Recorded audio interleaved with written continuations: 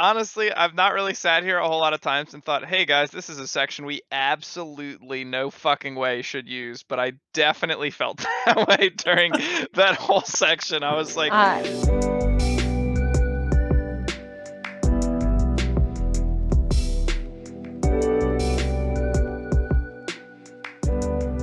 Does Nikki watch football? yes, I watched the Bill. Of course, huge yeah, Bills fan since Kevin's a Bills Oh, I fan. saw that. Yeah, that must have been real rough. Let's get. Can we first get your insight into how that game was for you guys as being a? Because I feel like us three were all impartial, just enjoying the game, where you had a Yeah. desired outcome. I honestly think that it all kind of came down to that coin toss. Like if the Bills won the coin toss and they could have worked it up the field first. I'm not really like crazy about the whole NFL's rule that like I've never seen a game where like I'm so used to soccer or something when it's a tie that there's 10 more minutes added to the clock, or same with basketball. Whereas here it's just like whoever scores first wins, and then I don't really think it's fair if you lose a coin toss, you don't have the opportunity. I don't know. That kind of sucks. I just think like the coin toss has a lot to do with the fate of a game in that case. Well, you're definitely Uh right. You're definitely right statistically speaking, because when you look at the overtime data for playoff games, there's been like 11 playoff games that have gone to overtime, and the team that wins the coin toss has won 10 times out of 11. oh, wow. Wow, that's crazy. how would we feel? Because this is the indoor frisbee league, Devin, which rule that, and I don't particularly think this is great either. But how would you feel if like this rule was in place, where the team that had the ball continued to have the ball, and it was still sudden death, like first team to score just wins? Do we think that would be preferable? Because I don't know, like if you had possession at the end of the game, do you deserve to get to finish that drive and then kind of see where it goes from there? I like the Um, idea of starting fresh. yeah, for Like, football, I'm not sure if that works as well. Not that it necessarily works in frisbee either, but frisbee is very. Every league is kind of different because a lot of times it's scored just on points, and then there's like soft caps and stuff. So like you play to a certain amount of points, and so obviously frisbee gets screwed up, and they basically have the overtime NFL rule where if you start with a disc and you just need to score 1 point, like if they don't turn it, then the other team never gets a chance. Frisbee is very bad because whatever you win on the coin toss, whichever team picks offense will, no matter what, have more offensive possessions if you play clean. Like, you know what I mean? So like Right. they will always have the advantage because one team has to start on offense, and so they always. So it's 1-0, then 1-1, then 2-1. Like, but it is similar to the overtime rules in the sense that whoever won the coin toss will get the first possession, and it doesn't matter if the other team doesn't get a chance to score. It's over. so Right. frisbee is sudden death too?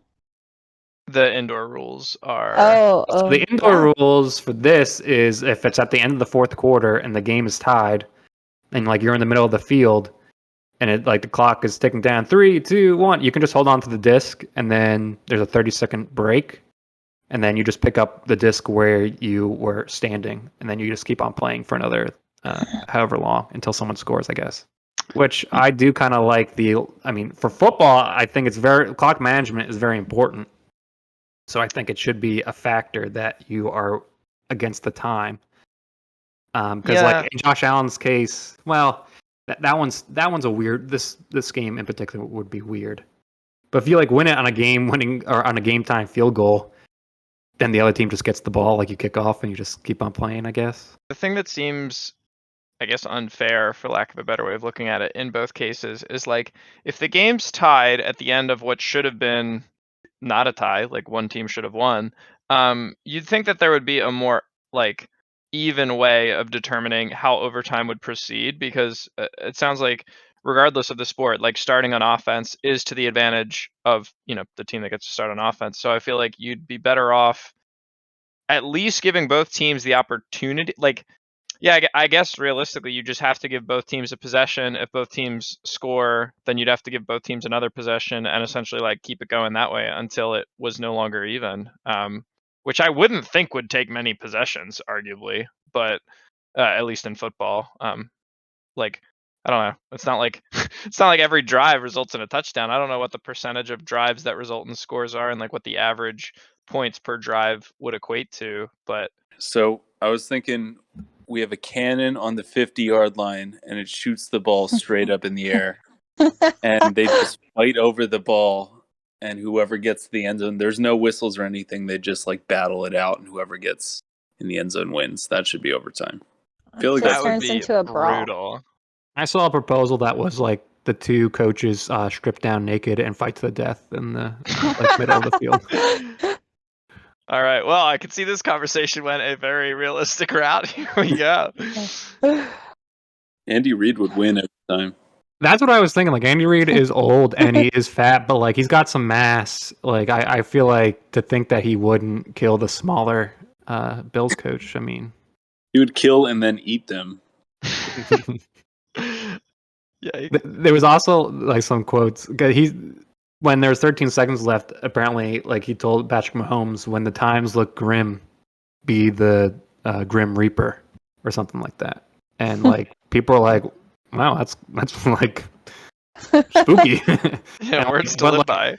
But like when you, it's like the comparison where it's like usually like Andy Reid when not in the middle of a football game is like, football is like cheeseburgers. I like to eat cheeseburgers. And then it's like when he's in a football game, he's like be the killer destroyer of worlds. Like just weird stuff. All right, we've got 4 teams left as of this moment that we are filming. We have the Chiefs, we have the Bengals, we have the Bucks. the Niners. No, the Bucks are gone. Niners and the who are they playing again?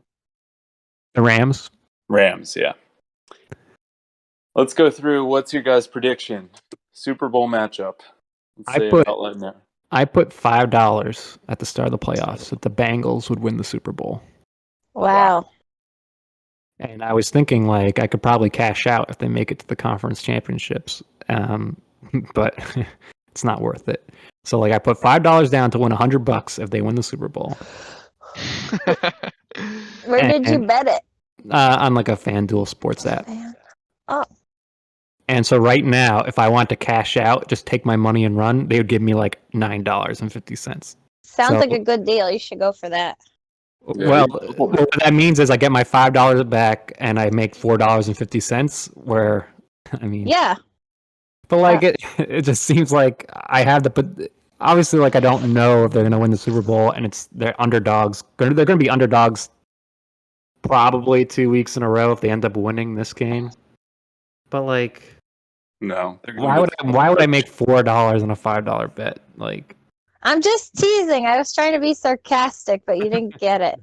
It's a smart investment. It's a smarter move. Well, honestly, like I mean, part of me is like I could probably just cash out and then put that money that they'd win, and I would have a better chance of getting that, and I would make more money in the end if they just end up losing one of the next 2 games because they're already pretty heavy underdogs. Like the thing for me is like $4 or $5 is like not life-changing money. So I feel like at this point for the story, like it would be really cool to be able to say you picked the winner at the beginning of the season. Like, yeah, you can't pull it out now for $4 win. You gotta just keep it in. No, yeah, because $100 is life-changing. That's what I was gonna say. Well, it's better than 4. Yeah, but I mean, better than nothing. No, obviously I'm going to keep it in. I like to swing big on the bets for the most part because it's more fun that way, and I'm in the positive. It'd be one thing if I was. I mean, honestly, if I was down like $100 over my course of my time betting, I'd probably like stop around being down 100 to 200. I'd just be like, it's not worth it. Like, it's not a good habit. But since I'm up like a couple hundred, then I'll just bet radically. Nice. Just keep going till you're down a couple hundred. Yeah, until I lose all my money.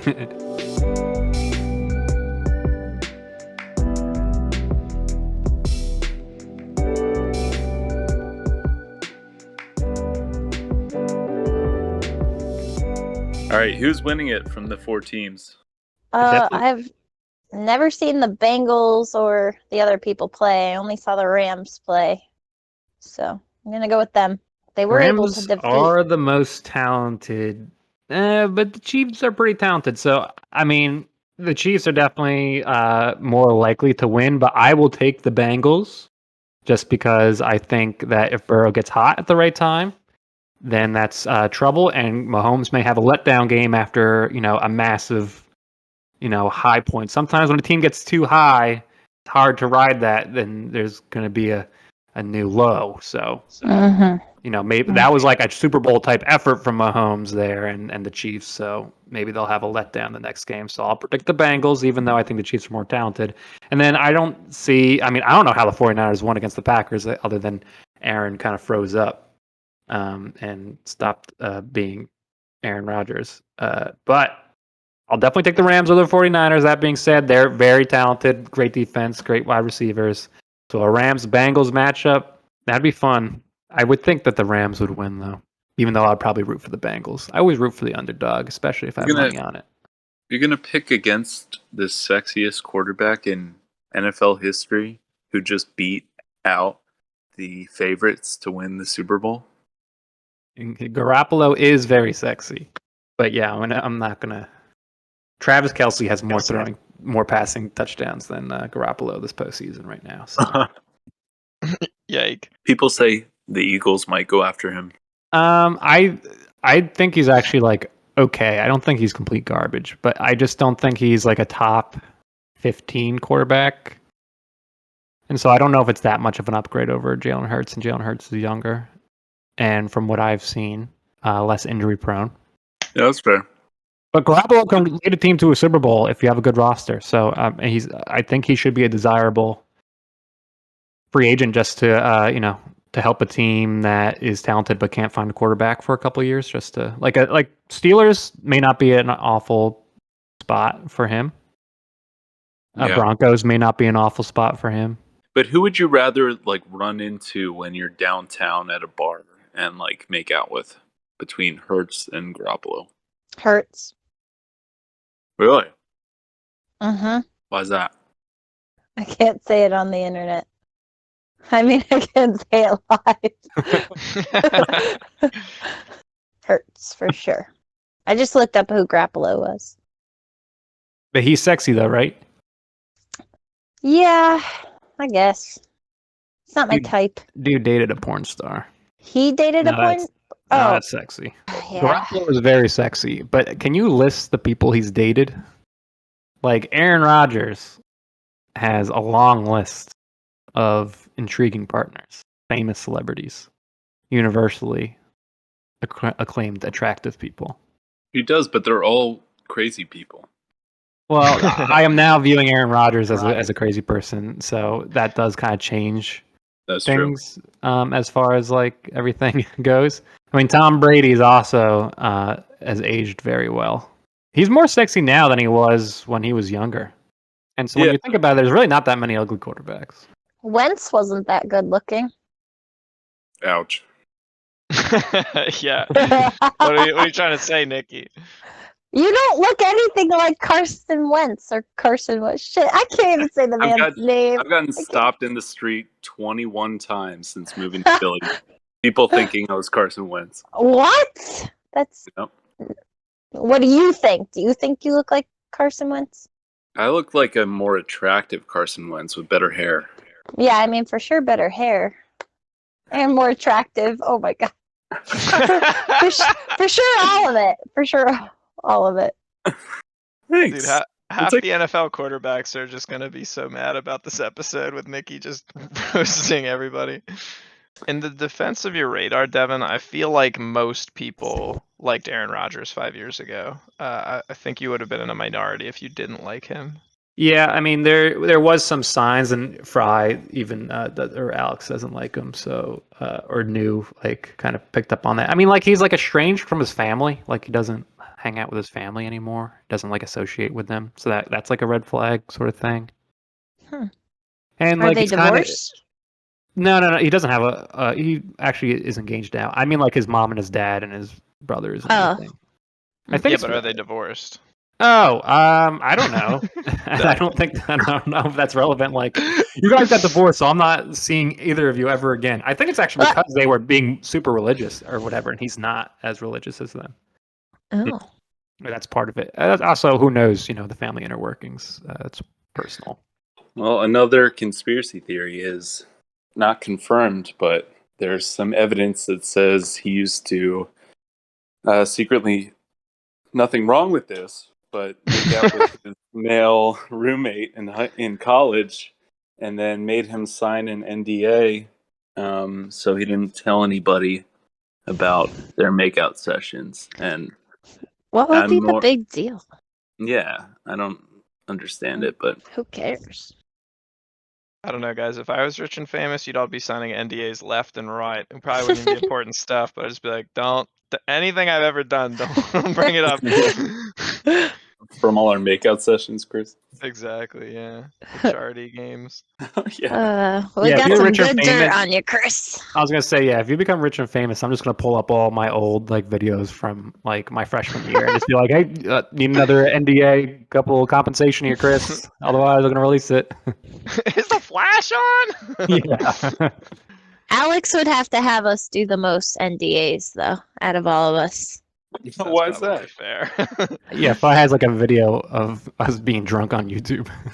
I don't Well- know, Alex. You're just a crazy one at times. Has all the I'm El not Stelda videos too. Old Wildwood days. I'm pretty sure you're the one who was almost arrested for peeing outside. Damn it. No, I didn't pee outside. I covered for Emily, who was peeing outside. Okay. I can't believe those cops made fun of her the next day. Also, they were barely cops. They were children on bikes. I think I'm actually the least wild of this group, although I think I did get the most wild at Wildwood this last year, which is funny that the four of us were together for that.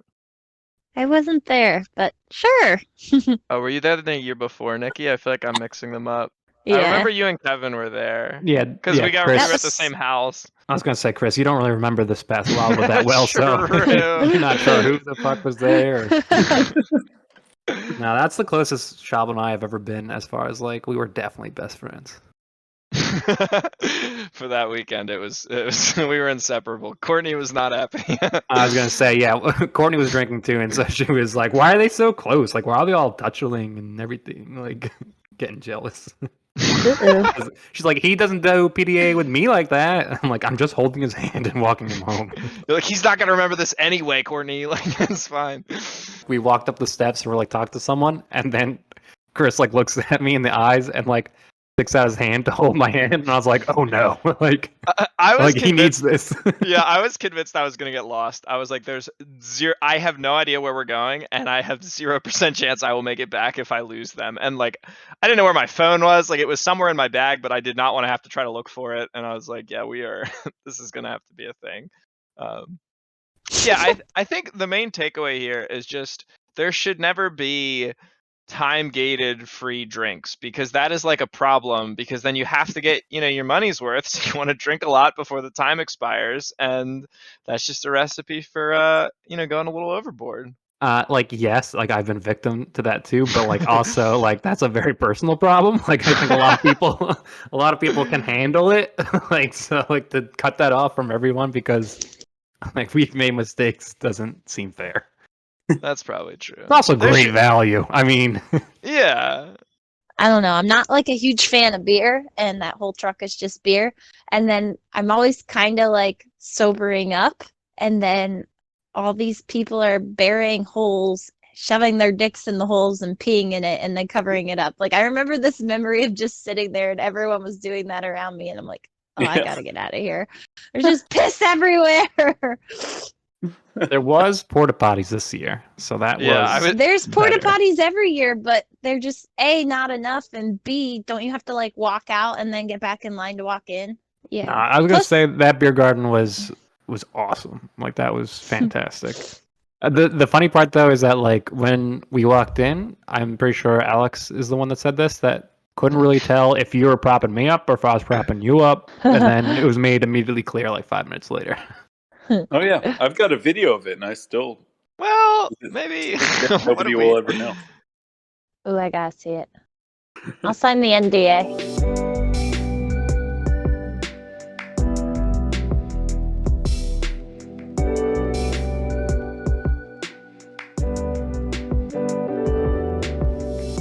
Last weekend we had a snowstorm, like a blizzard. So this one guy on our team, he went and bought like just like 3 packs of seltzer, like a case of beer, like everyone just brought all this alcohol, and we went to this one kid's house after.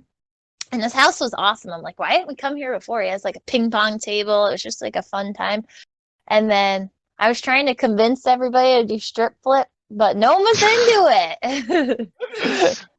But He's- yeah, so then like I don't know, like we had our volleyball stuff on, like we were all gross and sweaty, and like we were playing beer pong, and I don't know, my friend and I, like we were taking, like we just stripped down to like sports bras and yoga pants, and then I saw these people walking outside, like his roommates. So I just decided to run outside with like no clothes on, no coat or shoes, and just like nail them with snowballs. Yeah, but we had this huge like blizzard. We actually got like, I don't know, at least like 6 inches of snow. People freaked out down here. Like there's no food on the shelves like for the whole week before and a couple days after. Yeah, I feel like everybody's been doing that at like every event that's occurred. It's like, oh, gotta go Oh buy my out the God. supermarket. Yeah, right? It's so annoying. When I first moved here during the pandemic, the toilet paper shortage was a very real thing. Like every single store I went to didn't have any toilet paper. I had to ask my coworkers to bring me in a couple rolls. And then I had to have my mom ship me toilet paper. Jeez. Yeah, the whole thing with the toilet paper thing is like it's why you should invest in a good bidet. And thanks to today's sponsor, Tushy, you can also invest in a good bidet. Tushy is a modern bidet that saves your ass, saves your money, and saves the planet and saves the world. Go ahead and shop Tushy bidets today. We can't say that if they don't sponsor us. We're gonna get in trouble. It's funny though that you bring up bidets, Devin, because the other like week on one of our like team meetings, a couple of the people were talking about that. Like it was like the topic. They're like, yeah, the toilet paper shortage wasn't that bad if you had like an alternative approach or whatever. And it's like, okay, is this really what we needed to talk about? Dude, just think about it. If you get shit on your finger, you're not going to have to wipe it off with a napkin. You're going to use water. It's good selling points for sure. I'm looking at the Hello Tushy right now. This podcast has gone to shit. I really want a bidet. I've been thinking about that. I thought it Ooh. might be nice too. I could get us a 2-pack, Alex. Oh, only $130. Oh wait, that's for one bidet. Oh my God, 2 bidets is $168. Yeah, but think about all the money you save on lugging around toilet paper all day every time you go shopping. Absolutely lugging stuff around. All right, so I saw like another bidet that basically looked like a water bottle. What's wrong with that? I'm sure you can make one. You just like take a pin and you poke a hole in the top of a water bottle, Yeah. and then just put it under your butt and spray it. Yeah, that's your homemade You know bidet. those like classic like mustard and ketchup bottles? It kind of looked like that. Like you just squeeze it and you shoot the water out. Yeah, that sounds good. I can think of a couple things wrong with that. What? Water sprayage Yeah, on your hand? Yeah. and other kinds of sprayage. What do you mean other kind? What do you mean? Well, you don't Pea like sprayage? the whole bidet thing is you don't have to put your hands in the bowl. I feel like you absolutely have to put your hands in the bowl if it's a mustard bottle. Yeah. No, I guess you put your feet on the lid on the like the edge where you usually put your butt cheeks, and then you kind of squat over like that, and then you're. when I was in China, like everybody uses, they call it like a dipper, and it's China. just like a pot, and you just like pour it on your front after you go to the bathroom or you go poop, and like you just let it run to the back. And now I guess that wouldn't work as well for men. I forgot about balls. Do you guys ever turn around and sit backwards on the toilet for like the hell of it? if you bring your laptop in and put it on the top of the toilet, so it's like a little desk. But the one problem with that is you have to completely take off your pants and undies. Like you have to just be completely bottomless to sit backwards on the toilet. Feels too But- dirty. Have you ever been like, you know how when you're a kid, and I don't know, maybe it doesn't work like this for you guys because you could just like aim and shoot, where like you're a kid and all the bathrooms in your house are full, so like you and your sibling has to rush in the bathroom together at the same time and try and share the toilet at the same time. I haven't done that with a sibling. I had a roommate that used to just, when he went to the bathroom, would be like, "Oh, all right, well, that's going to be occupied for an hour and a half. So start making plans if you're going to have to poop in the next, 90 minutes." Honestly, I've not really sat here a whole lot of times and thought, hey guys, this is a section we absolutely no fucking way should use. But I definitely felt that way during that whole section. I was like, I just don't Just think. take it out. Just take out the whole thing. It's No, gone. yes.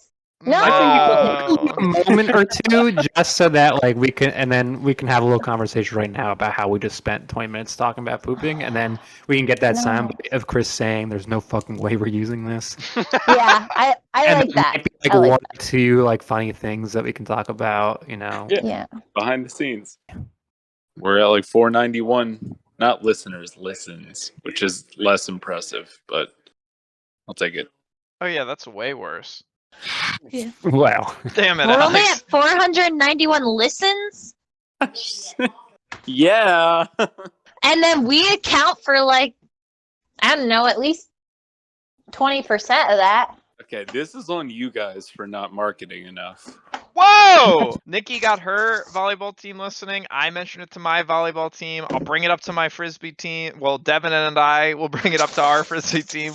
We'll figure it out. It'll be fine. We'll get more people. Don't leave any of this in, by the way, if that needed to be stated.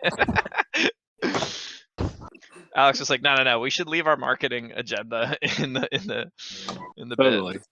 Are we good to close this out, guys? Yeah, we should close it out. But I'll thank you for listening to the Two Socks podcast. If you're interested in doing a marketing internship with the Two Socks, a non-paid internship position for marketing and social media manager, then please reach out through the Two Socks podcast Instagram at Two Socks at Tupac Shakur. Email and page us at two glocks.com. Thanks. Yeah.